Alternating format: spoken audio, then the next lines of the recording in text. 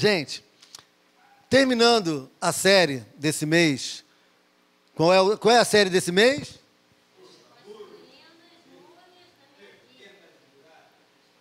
Restaurando os muros da minha vida. Né? E cada um deu um foco, cada pastor, né, pode estar contribuindo, e eu vou estar fechando, não tive domingo à noite, para quem não soube, ou quem ainda não ficou sabendo, à noite nós tivemos no Engenho Novo, na inauguração da na posse do pastor Márcio, da congregação metodista de Botafogo, mas que está no Engenho Novo, que era o pastor Edson, que foi transferido para Botafogo, e o Márcio assumiu. E o pastor Márcio já veio várias vezes aqui prestigiar, pregar, e nós tivemos lá, eu, Cecília, o Zeca e a Fátima lá prestigiando a posse dele e a nomeação dele lá para Engenho Novo. E aí aproveitei, a Daniela esteve pregando, falou, comentou, né, tudo direitinho, pastora Daniela. Então é isso. E vamos estar terminando essa fase de restaurando os muros da minha vida, e vocês vão ser privilegiados, que já estão aqui, já saber que a partir de domingo agora de manhã, dia 2, né? Dia 1, 2, 3, dia 3, nós vamos entrar com um novo tema.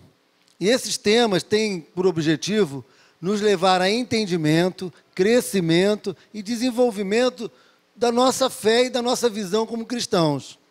Então, o tema para o mês que vem, em fevereiro, inspirado pelo Espírito Santo, o pastor, para a nossa direção aqui, é aprendendo a andar por fé.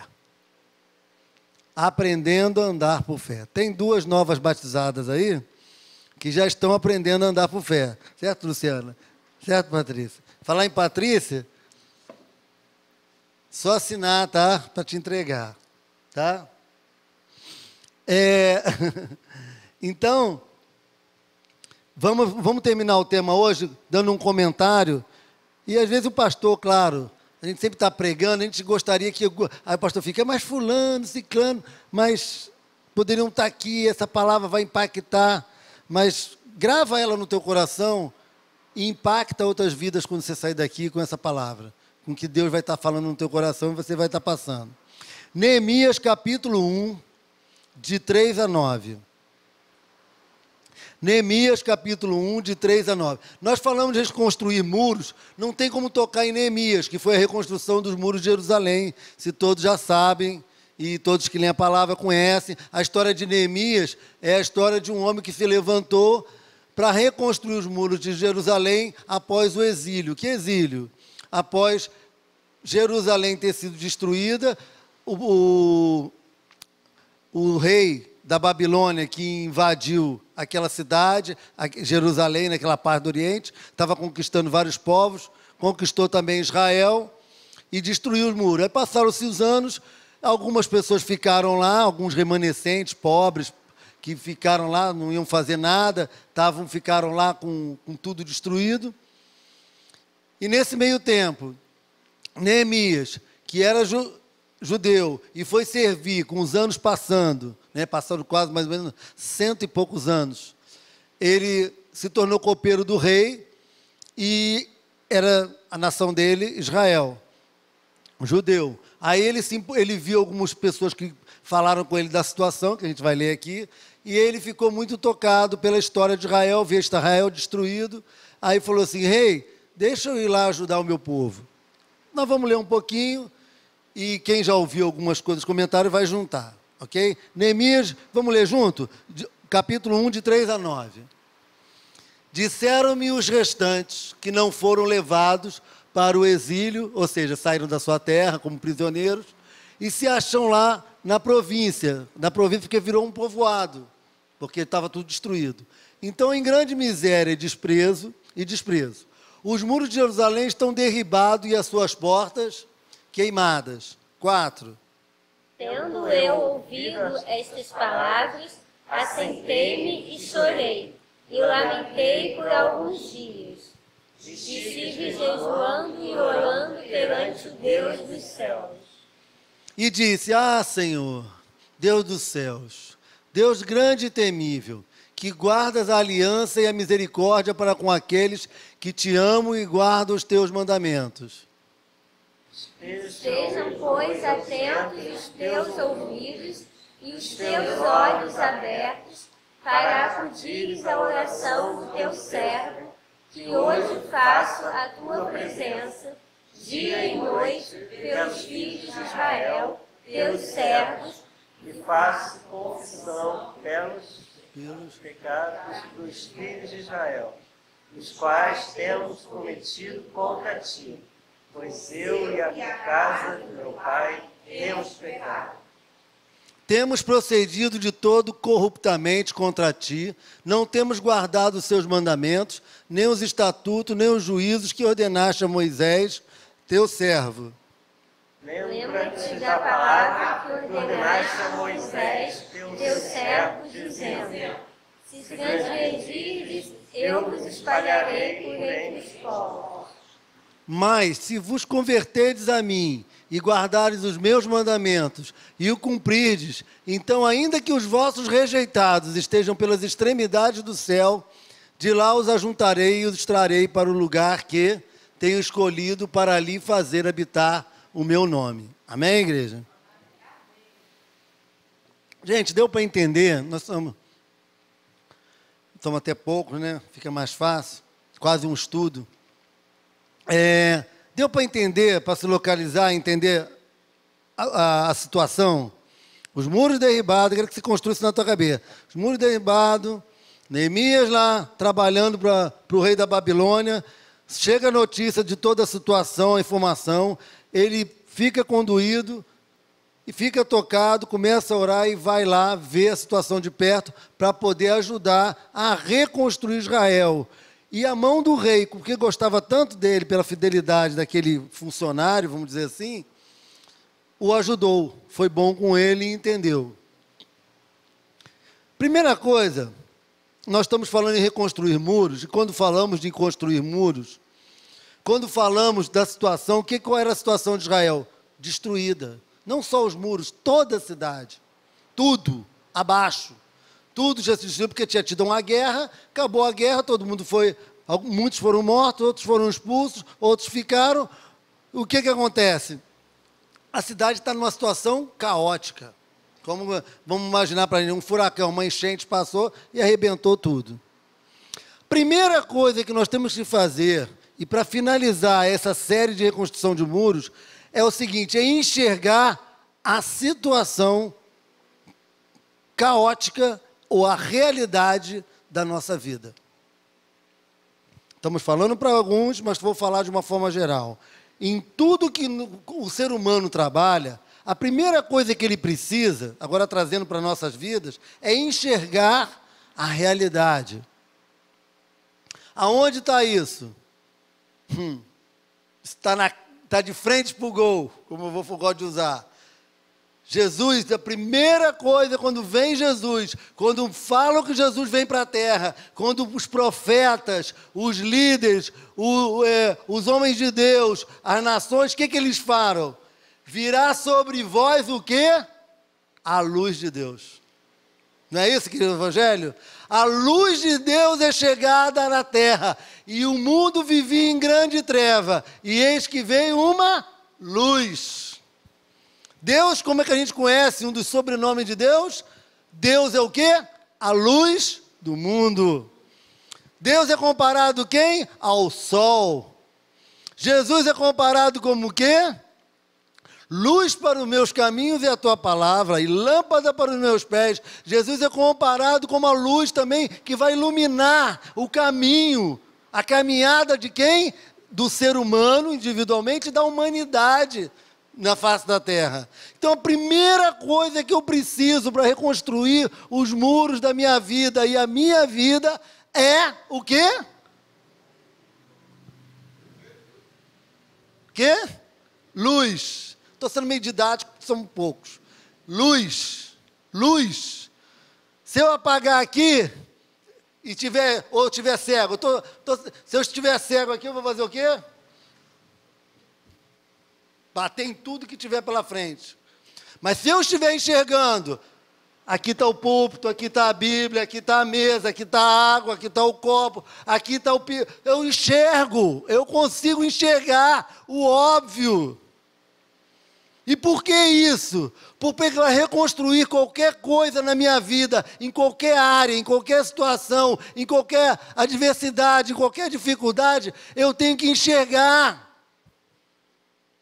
Muitas vezes o pastor, um líder, o chefe, uma pessoa mais madura, uma pessoa mais velha, que já passou por muita coisa, chega para mim e fala assim: gente, não é isso, não é assim que você faz. Aí as pessoas, né, falam assim: que nada, você não sabe de nada, eu estou vendo tudo, eu sei sair para o meu jeito. Não é assim que acontece? Eu resolvo. É assim que a gente faz. De cada um na sua individualidade. E não para e fala assim: você não está enxergando. Ou se você está enxergando, às vezes está meia luz. Também não está fácil. Então uma pessoa mais... Ou eu vou botar o exemplo do pastor, tá? Porque tem tudo a ver, a gente está na igreja, poderia botar outros tipos de exemplos. Se eu falo para um ou para outro, faz assim, dá um toque aqui, dá uma orientação, porque já tem, pela experiência, pela vivência, pelo tal, ou um pai e uma mãe com um filho, um exemplo, ou um avô com um neto, tá, dá um exemplo. A luz, enxerga a realidade. Enxerga a realidade. Os muros caíram. A cidade está caótica. Naquela área ou naquela outra área, está com problema. E aí, o que a gente faz? Qual é o segundo passo? Sabe qual é o segundo passo? Quando a gente enxerga uma situação caótica, difícil, complicada. É uma situação assim tremenda. Quando você enxerga a situação, você lamenta, chora e ora. Não tem outra coisa a fazer. Quando a situação está caótica, caiu, perdi, tive um problema. Eu já passei situações, não vou nem entrar em detalhes, também nem dá tempo, de lamentar e chorar. Era a única coisa que dava para fazer. Meu muro caiu. Ou se não, como aquela música antiga, meu mundo caiu, né? Caiu. E agora? O leite derramou. Quebrou o copo, derramou o leite. O que faz? Acabou o leite. Enxuga, junta o copo e toma água. Não tem o que fazer. Caiu, quebrou, sujou. E foi o que Neemias fez. Lamentou e chorou. Mas só que Neemias tinha um detalhe. Ele tinha para quem reclamar. Ele cria em Deus. Ele era judeu e realmente ele tinha um coração voltado para o Deus Todo-Poderoso. E o que ele faz? Ele ora. É isso que o povo de Deus tem que fazer quando vê os muros caídos de alguma área ou da sua vida. Lamentar. Primeiro, enxergar. Segundo, lamentar e chorar. Terceiro, orar. Falar: Deus, caiu e eu não dou conta. Caiu e eu não consigo, eu não tenho forças para reerguê-lo de novo. Eu preciso de Ti, Senhor. Eu preciso do Teu auxílio. E nessa hora que a gente fica mais triste, pessoas que não conhecem a Deus. Porque ela fala assim: Deus não se importa comigo. Deus está preocupado com o universo. E eu vou ter que me virar por aqui mesmo. E se meu muro caiu, vai ficar assim mesmo, porque eu não tenho força para levantar. Minha história vai ficar essa aí, e eu vou morrer assim. Vai passar 100 anos e vai ser isso. Muro caído. Mas não. Primeira coisa, nesse segundo passo, a gente tem que reconhecer erros. Aonde foi que eu deixei que esse muro caísse? Por que esse muro caiu? Reconhecer. Dentro do lamentar, chorar e orar, reconhecer. Admitir. Deu o braço a torcer. Não dei conta. Fraquejei. Falhei. Por vários motivos. Cada um vai saber o seu, cada um tem a sua história. Vai admitir e vai fazer o quê? Tá bom, fiz tudo isso. E agora, pastor? Agora é enfrentar. Enfrentar. Tirar a espada, o inimigo vai vir por ali, eu vou encarar ele. Eu vou tentar reerguer o muro, enquanto eu não vou reerguer meu muro, eu vou ter que encarar aquele inimigo, eu tenho que enfrentar. Enfrentar a situação, entender que também eu sou fraco e não dei conta e que eu preciso de Deus. É aí que muitos também se perdem nesse processo. Primeiro, não enxergam a realidade. Ou se enxergam, passam para o segundo passo de lamentar, chorar e orar. Fala assim, Deus está longe. Ou se não, Deus está perto e não viu, devia ter feito tudo. E eu devia ter ficado na boa vida. Não é isso que isso não é nada bíblico, não é de Deus, não procede de forma alguma. Porque eu tenho uma coparticipação dentro do que me age a minha vida, do que envolve a minha vida. Então, eu tenho que falar o seguinte, eu preciso de Deus. As pessoas falam assim, ou Deus está longe, ou Deus é totalmente culpado, ou Deus não é culpado de nada. Está nem aí para mim. Não é uma coisa nem outra. Eu tenho que me posicionar. E como acontece isso? Terceiro passo. Deus é grande e é fiel. Amém, igreja? Deus é o Todo-Poderoso. Deus é onipotente, é onisciente, é onipresente, é o Todo-Poderoso. Mas por que Ele não deixou meu muro cair? Porque Ele não vai fazer as coisas sem você, sem eu, sem você, sem dentro da sociedade, dentro do mundo, Ele não vai fazer. Por quê? Porque assim aprove a Deus. A sabedoria de Deus é maior do que a do homem. Muito, milhões de vezes maior. Então eu tenho que participar pelo menos, essa depois que está gravando, pelo menos da minha felicidade. Eu tenho que ajudar Deus a construir a minha felicidade, a minha vida, os meus desígnios, os meus interesses. Como eu faço isso? Trazendo Deus para perto de mim, abro o coração, recebo Deus, falo, Deus, vamos trabalhar junto? Vamos. E Deus falou, puxa, eu estava esperando você falar por isso.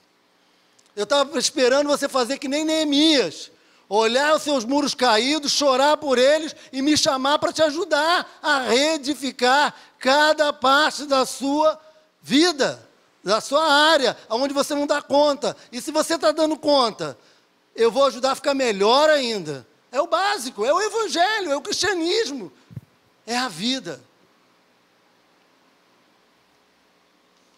E Neemias entendia isso. Entender que ele pode, que ele quer, ele age a favor do homem e da mulher, tá? E melhor ainda, dos que o ouvem e obedecem. Neemias, a primeira coisa que ele começou a orar, ele chorou, orou, lamentou, né? E até que mais aqui e orou e tal, admitiu, enfrentou.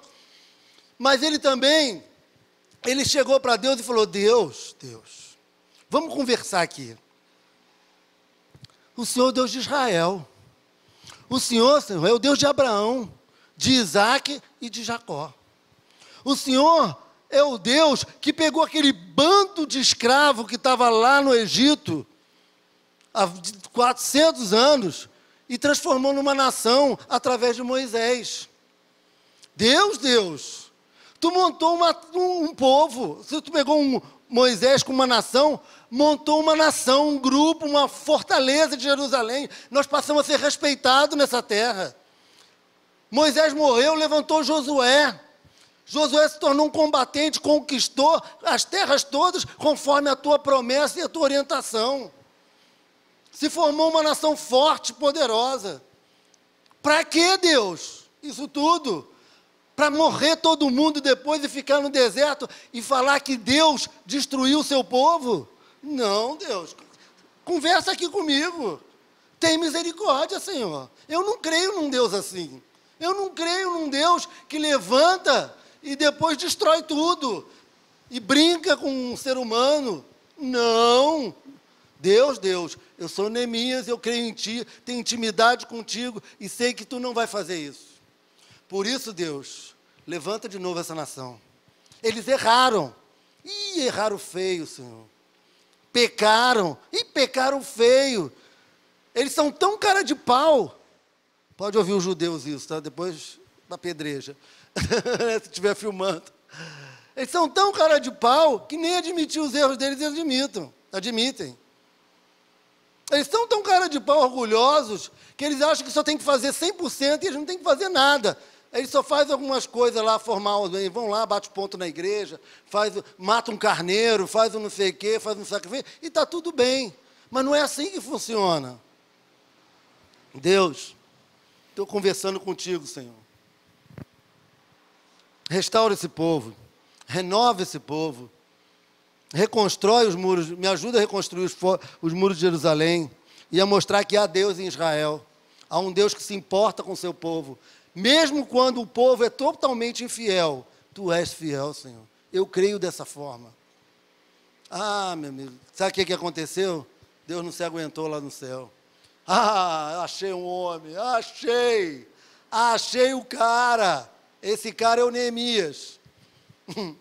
Né? E Neemias vai, na força de Deus, o rei é com ele, tudo começa a acontecer, e ele vai reconstruir os muros, vai restaurar toda a história de Israel ali, reconstruir a história que estava toda destruída. Reconstruindo com Israel. Deus abençoou, Deus queria. Por quê? Porque Deus é Deus de misericórdia. Conforme está aqui, eu acho que, se eu não me engano, deixa eu ver se eu pulei. No 9. Mas se vos converterdes a mim, diz o Senhor, e guardares os meus mandamentos e os cumprirdes, então, ainda que os vossos rejeitados estejam pela extremidade do céu, de lá os ajuntarei e os trarei para o lugar que tenho escolhido, para ali habitar o meu nome. Deus é fiel, ainda que um homem seja infiel. Continuando. Então, o que eu preciso compreender? Que eu estou entrando numa reconstrução de muros da minha vida. Agora vamos partir para o lado mais pessoal. E na hora de eu reconstruir a minha vida, conforme aconteceu com Neemias, tem algumas situações que vão acontecer. Deus é comigo, eu estou enxergando, estou entendendo, estou envolvido, vou reconstruir. Vamos lá, levanta o muro. Estou levantando o muro daquela área que estava destruída, de anos da minha vida. Mas só que tem um detalhe. Quando eu começar a reconstruir, tem algumas coisas que vão acontecer. E Neemias nos alerta para isso. A história de Neemias nos alerta. Que vai ter escárnio. Você fazer isso, você não dá conta, você nunca deu conta. Você nunca deu conta daquela área da tua vida, daquele pecado, daquele erro, daquele problema. Você agora vai querer fazer? Aí você, o que você faz? Então deixa para lá, esquece o muro. Esquece, Senhor, você está tudo errado, vou desistir. Muita gente faz isso. Mas tem o antídoto da situação. Quando vierem com escárnio, o que eu faço? Como é que é vencido esse escárnio? O escárnio é vencido pela confiança em Deus. Não, pode falar o que você quiser, agora eu não estou sozinho, agora eu estou com Deus. Antes eu estava sozinho, nessa construção, por isso que eu falhei, mas agora eu estou com Deus. Então, confiança em Deus. Segundo, a ira e o desprezo vêm sobre também. As pessoas vão se irar, vão querer te atrapalhar. Mas por que aquela pessoa tem que me atrapalhar? Por que aquela pessoa tem que se levantar? Por que aquele problema tem que se levantar? Por que meu chefe agora está implicando comigo? Por que agora minha mulher está implicando comigo? Meu marido está implicando comigo? Meu amigo está implicando comigo? Meu namorado está implicando comigo? Sei lá, o cara na rua está implicando comigo? O vizinho está implicando? Por quê? Por quê? Ira e desprezo. Às vezes acontece. Mas isso tudo é vencido pela oração e pelo trabalho árduo, pelo trabalho pesado. Não desistir. Saber que não é fácil, é uma empreitada que vai durar um determinado tempo. No caso da reconstrução de Jerusalém, por incrível que pareça, demorou 52 dias. Mas eles trabalharam, Neemias conseguiu motivar o povo a tal ponto que eles trabalharam com oração, ele em oração, o povo em oração, mas com trabalho árduo. Terceiro, a conspiração. Sabe o que é conspiração? Na igreja a gente dá outro nome para isso aí, a gente chama de fofoca. Tem outro nome. Fofoca, falar mal, julgar, condenar, né? É conspiração. Aqui, esse, tá. Aí vem um monte de coisa na igreja, no trabalho em si, dentro do próprio meio de trabalho, aí um querendo passar a perna no outro, dar pernada, na vida em geral. Vem, quando você está reconstruindo o seu muro, em qual área que for, às vezes vem. Mas essa conspiração é vencida pela vigilância. e pela oração. Você tem que vigiar. Opa, o inimigo está vindo por aqui. Agora ele está vindo por ali. Agora ele está vindo por aqui. Agora ele está vindo por cima. Agora ele está vindo por trás. Agora está vindo por baixo. Você tem que ficar de olho. Na luz, você está esperto. Aonde está vindo o inimigo para cá, para tentar impedir que eu reconstrua meu muro de novo? E dentro disso, eu fico esperto, fico vigiando. Amém, igreja? Estão entendendo? E tem mais uma. A ganância egoísta. Infelizmente tem. Quando eu estou reconstruindo meus muros, muitas vezes, vem o que aconteceu aqui com Neemias, para dar um exemplo, né, do Neemias mesmo. Eles estavam levantando, mas vem um querendo levar, vem um mais esperto, querendo levar vantagem sobre o mais fraco. Vem a ganância de alguns que estavam reconstruindo o muro, falavam assim, não, a gente vai comer melhor porque a gente está trabalhando um pouco mais. Eu trabalho mais 10 minutos que você, então eu vou comer 20 vezes mais do que você. Eu vou ter muito mais, 20 vezes mais salário do que você. Eu vou usufruir, mas eu estou trabalhando do que eu posso, mas não interessa, eu sou fortão aqui, se você ficar... Então a ganância, o olho grande, o querer. Às vezes você está construindo, as pessoas vêm, só porque você está conseguindo alguns progressos, algumas vitórias, elas ficam de olho nisso e te invejam. E elas querem te botar para baixo, seja em qualquer área, estou falando bem geral. E vem a ganância, vem o egoísmo do ser humano. Neemias trabalhou isso de que forma? Venceu de uma maneira tranquila, pela repreensão. Neemias vencia essa situação por uma repreensão forte e pelo exemplo de abnegação. O Neemias era o primeiro a abrir mão. Neemias era o primeiro a não ter olho em nada. Neemias era o primeiro a não perder o foco do que ele realmente estava fazendo, o que era prioridade do que ele estava fazendo. Que era o quê? Reedificar Israel. Isso era o que a maior importância. Ele não estava preocupado em pequenas vantagens, em pequenos ganhos. Não estava. Não estava preocupado, ele sabia que isso era besteira. E ele deu um exemplo, falou, o que que é? Eu quero comer 2 pratos de comida. Então tá, toma o meu também. Eu preciso de 10 blusas, camisa, e Neemias, não sei o quê, o outro está ficando com 10, eu só estou ficando com 2. Então estou com 5 aqui, toma 4 para você. Ele não estava preocupado com pequenos ganhos, pequenas besteiras. Ele era abnegado. E ele repreendia quem fazia, quem era olho grande. Falou, não, você está com 10, cara, o outro está com 1, o outro está precisando, dá aqui, rapaz, vamos dividir. Nós somos todos iguais, estamos todos na mesma obra, na mesma visão, no mesmo propósito, no mesmo projeto, vamos ser iguais. Não vamos ser egoístas, vamos participar com tudo. Então, se você está edificando algum muro da tua vida, cuidado com o escárnio, vence com confiança em Deus. A ira e o desprezo virão, mas vença com oração e trabalho árduo. A conspiração vem, maldizer, né? Querendo te botar para baixo, em várias situações. O diabo, então, ele é mestre em ajudar a fazer isso, mentindo e criando situações na mente das pessoas. E você vence isso com vigilância e oração. A ganância, o egoísmo é vencido pela repreensão, pelo exemplo de abnegação. Seja isso. A obra é concluída pelo constante esforço. Vamos repetir comigo? A obra é concluída pelo constante esforço. Determinação. A obra só é conseguida, desde uma obra pequena, individual, a uma obra enorme, gigante, ou uma obra aqui, agora vamos voltar para a igreja, né? Vou voltar do grupo.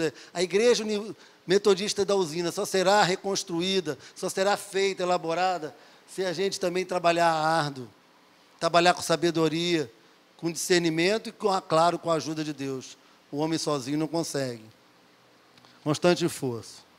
Agora, tem mais uns passos, assim eu vou adiantar, esse aqui eu vou falar rapidinho. Eu ia descer mais a detalhe, mas não dá tempo.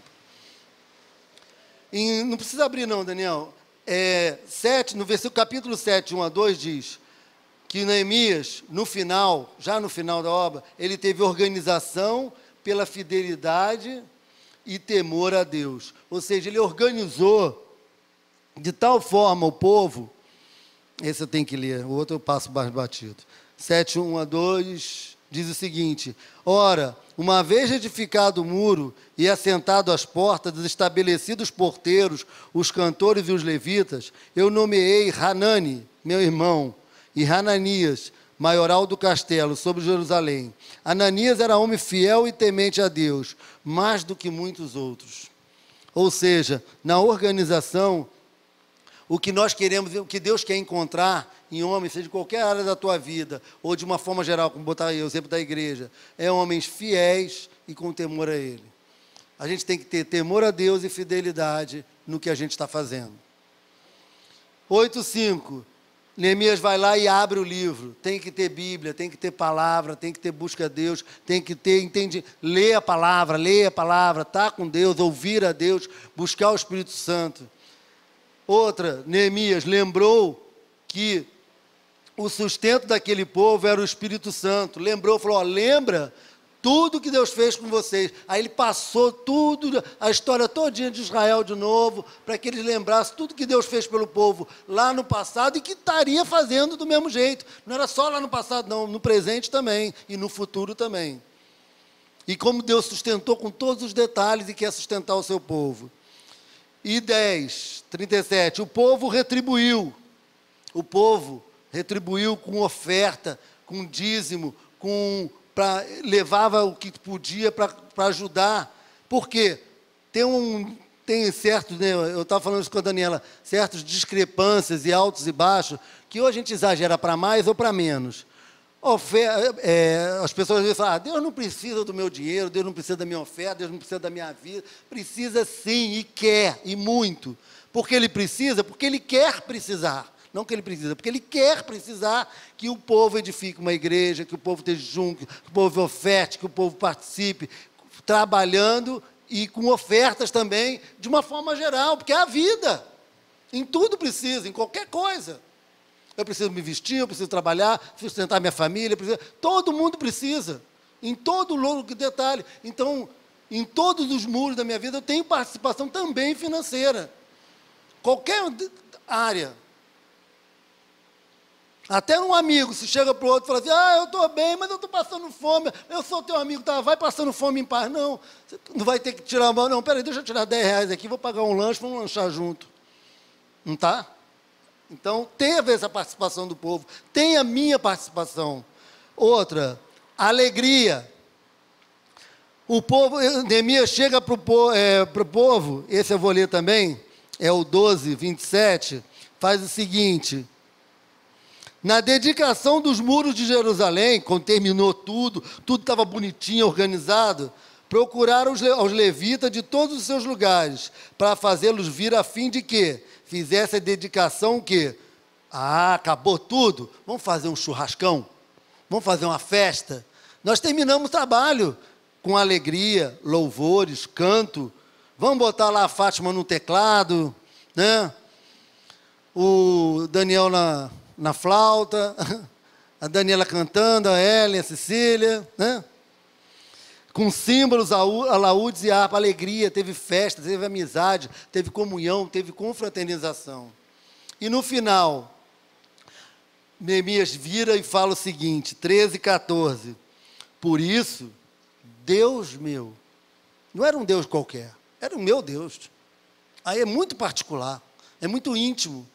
Neemias chega e fala, por isso, Deus de Neemias, Deus meu Deus. Fala na tua mão, meu Deus.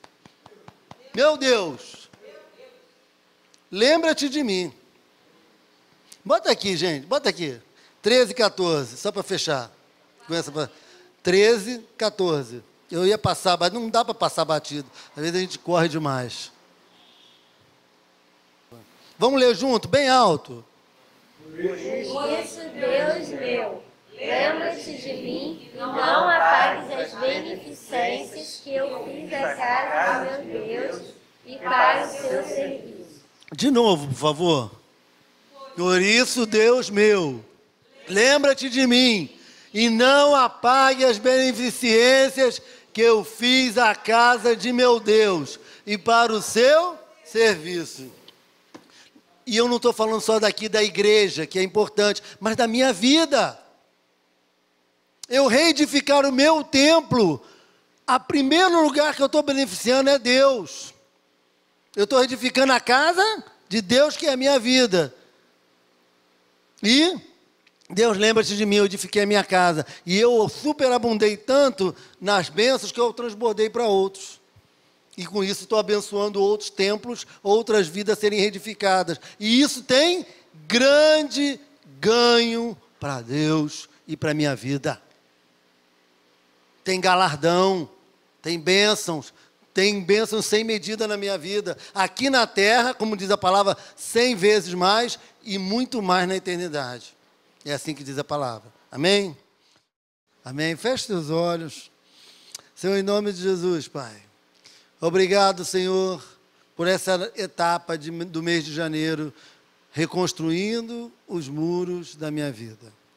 Obrigado, Pai, porque eu creio que as 13 pregações que foram feitas nesse mês colaboraram, incentivaram, motivaram, edificaram e vieram de ti, do teu Espírito Santo, para que possamos reconstruir muros.